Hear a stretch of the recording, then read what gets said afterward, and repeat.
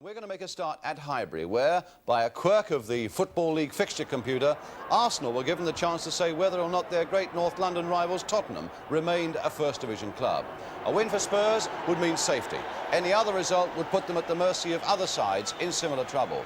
So Arsenal hold much of the future of Spurs in their hands. And Spurs, with a good run behind them in recent weeks, arrive for another of those pressure-filled matches, a look of concern and anxiety on most of their faces, though this is something they've learned to live with over the past few worrying months. Now let's pick up the two teams for this vital game. And we find, first of all, that changes are forced upon Arsenal. Goalkeeper Jimmy Rimmer is out. He broke a finger in training. And Jeff Barnett gets his first game for more than 2 seasons. Eddie Kelly also missing. But George Armstrong makes a return in the number 11 shirt. As for Spurs, they are unchanged, with John Pratt now named as the substitute. Armstrong tried to get there first, but Perryman was after him. Brady now to Nelson. Played on towards Hornsby. Shadowed by Beale. Nelson again. Hornsby trying to dummy his way past Beale, and he didn't succeed. Simpson picking up the loose one. Nelson making a good run, which Spurs didn't really spot. And there's Nelson with an interesting cross there towards Allen. Ball turned down towards Kidd. Oh, the deflection, did it cross the line? No, said the linesman. No, said the referee. Yes, said Brian Kidd. And Spurs come through unscathed. Now, did that ball cross the line? And with the Spurs supporters chanting at one end, the replies coming swiftly from the North Bank, where the most of the Arsenal fans are ranked at this moment. Ball to Brady. Chipped in once more. Osgood in trouble. Kidd! And he's got it in there! Brian Kidd has scored.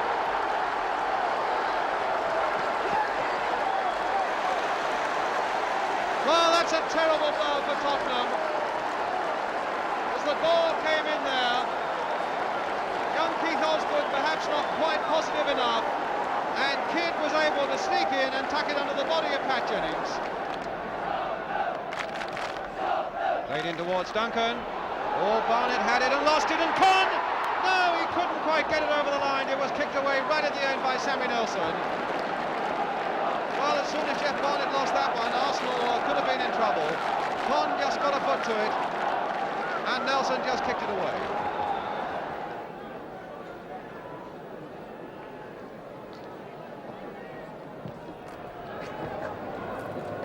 Knowles did well there.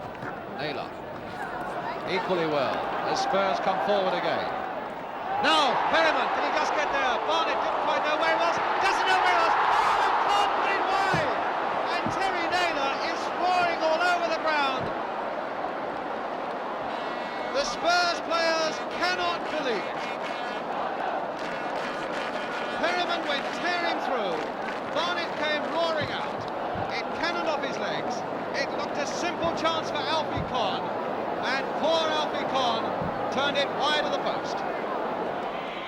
A throw to Arsenal. Again, the referee looks at his watch, and it could well be that Spurs have got it all to do on Monday night against Tottenham. Brady to Ball in a lot of space on the far side against Leeds at White Hart Lane. Hornsby right through there, and Jennings out again, and it's still not away yet. Can Hornsby get past Spurs goalkeeper? He can, and it's headed off the line that time by Osgood. Here's Brady, quite a finale, and this time it's into the arms of Jennings. There goes the final whistle. Arsenal are pleased with their victory, and Spurs have to worry for a little longer to know whether they will come here for the league next season. The only goal of the game scored by Brian Kidd in the first half. Spurs not finding the ball running for them very much in the Arsenal penalty area, but having certainly their moments of luck too in their own penalty area. So we wait and we wonder about the other results and about Spurs against Leeds in this midweek. A final scoreline at Highbury today then that reads Arsenal 1, Spurs 0.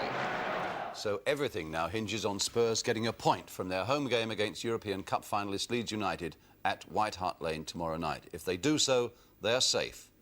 But what about yesterday's game? In truth, it didn't really reflect a great deal of credit to either side, I think. A lot of effort by both sides. But there are one or two points that are worth examining. First of all, the Arsenal goal that finally sank Spurs. And from the camera behind the goal, we can see, in fact, that young Keith Osgood, who otherwise had a terrific game, just got that touch in there, really wasn't quite positive enough. Didn't get it away, didn't get it back to Jennings, allowing Brian Kidd to get in there and score that vital goal.